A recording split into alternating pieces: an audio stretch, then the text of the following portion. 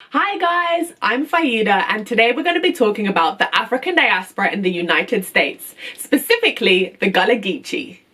Freedom is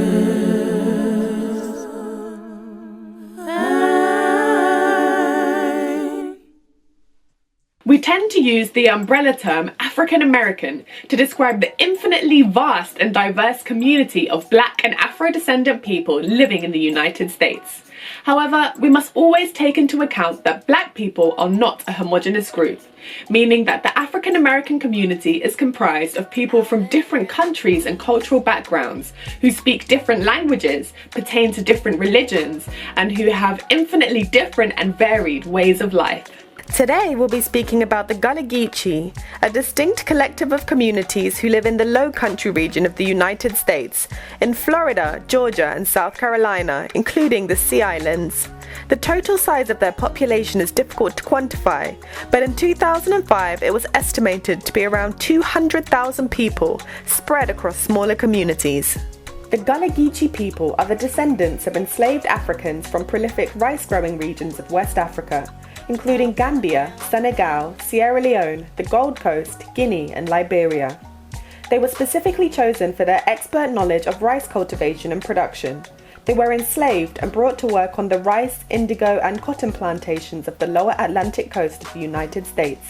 The name Gullah is thought to be derived from the Gullah ethnic group who inhabited Sierra Leone and Liberia. Within the Gullah Geechee communities, the term Gullah refers to the population in South Carolina, and the term Geechee refers to the inhabitants of the Sea Islands of Georgia. Historically, the inclement terrain, plagued by mosquitoes which brought malaria and yellow fever, meant that the plantation owners and their families would vacate the plantations during rainy season, leaving the enslaved Africans to work in their absence. On top of this, the isolated islands and coastal plains meant that the enslaved African population preserved much of its language, customs and culture, which have been passed down the generations to this day. The US Civil War was a turning point for the Gullah Geechee people. Many plantation owners on the Sea Islands abandoned their land and fled to the mainland, fearing invasion. Union forces arrived on the Sea Islands in 1861 and found the Gullah people were ready to fight for their freedom. As a result, many Gullah people fought with the Union Army, and the Sea Islands were the first territory in the South where enslaved Africans were freed. It was in South Carolina that the first school for freed slaves was founded. Since the 20th century, the Gullah Geechee have been fighting to retain ownership of their ancestral lands. For over 100 years, there's been a tradition of wealthy white Americans visiting the Sea Islands to enjoy the beaches, resorts and golf courses. Since the 1960s, the Gullah community have been particularly threatened by developers moving into the Sea Islands, developing the lands and increasing property prices, eventually displacing or pricing out the Gullah people. In 2006, the US Congress passed the Gullah Geechee Cultural Heritage Corridor Act, which provided $10 million over 10 years for the preservation of historical sites in the Low Country of importance to the Gullah people. The Gullah Geechee speak a Creole language derived from a mixture of African and European languages. It initially began as a method of communication between the enslaved Africans who came from different ethnic groups and who had to learn to communicate with each other as well as with their European slave masters.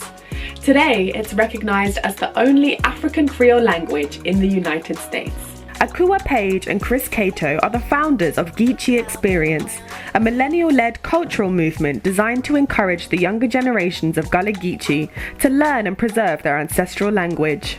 One characteristic tradition of the Gullah Geechee people is that of arts and crafts, including hand-woven baskets, fishing nets and clothes. Gullah Geechee music is a fusion of styles brought to the Americas by enslaved Africans, including Negro spirituals, gospel, rhythm and blues, and soul. African influences are clear to see in traditional Gullah Geechee cuisine.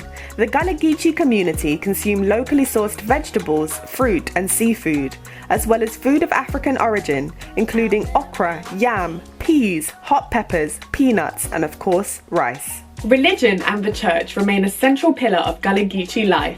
The church is a spiritual and social hub, as well as an expression of music and dance. Historically, the enslaved Africans were required to convert to Christianity by their European masters, and naturally incorporated elements of worship from their African belief systems. Slave churches were small, modest buildings that allowed the enslaved Africans to gather and interact, free from the watchful eye of their masters. There is a Geechee Kunda Museum located in Liberty Country, run by Jim and Pat Bacote. It's built on a former plantation to honour the enslaved African descendants of the community who once worked the land. Throughout the year, there are various festivals celebrating Gullah Geechee history and culture. Among others, Head Hilton Island hosts a festival every February called Gullah Celebration, and in May, Beaufort hosts the original Gullah Festival. An important figure in the Gullah Geechee community is Marquetta Goodwine, better known as Queen Quet, chiefess of the Gullah Geechee Nation. She lives in St. Helena, South Carolina. Queen Quet is the founder of the Gullah Geechee Sea Island Coalition, and in 1999 became the first Gullah to speak before the United Nations. The Gullah Geechee remain incredibly connected to their African ancestry, and various Gullah groups have celebrated homecomings to West Africa, where many of the community's ancestors originated from.